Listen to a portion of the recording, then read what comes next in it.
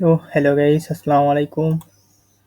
এখন আমরা দেখব যে প্রস্তাবিত ঢাকা সেন্ট্রাল ইউনিভার্সিটির বিজ্ঞান ইউনিটের যে নোটিশটা আসছে সেটা নোটিশটা এখন দেখি যে ঢাকা কলেজে সিট মোট যাই হোক কাটছাট করে সিট আছে এখন 1841 সিট আছে, যা দেখতেই পাচ্ছেন। আমি একটু জুম করি, জুম করলে দেখা যাবে এখন পদার্থবিজ্ঞানে আছে 74টি সিট, বিভিন্ন কোটায় আসন সংখ্যা আছে, মোট আসন সংখ্যা 80, রসায়নে 74, গণিতে 75, উদ্ভিদ বিজ্ঞান সব যা দেখে নিচ্ছেন।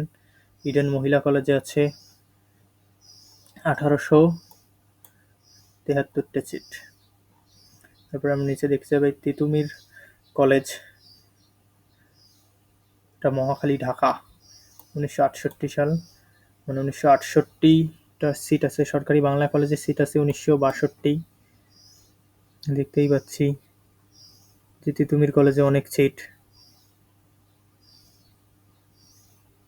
বেগম বদরুন্নেসা সরকারি মহিলা কলেজে সিট আছে হলো 1948, শহীদ 1949,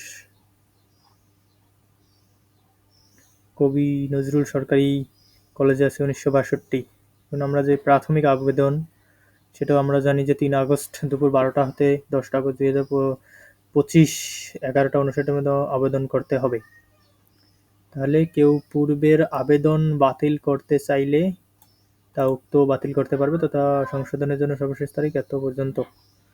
আবেদন করতে হবে এই যে ওয়েবসাইট http://collegeadmission.esi ওয়েবসাইটের মাধ্যমে আবেদন করতে হবে।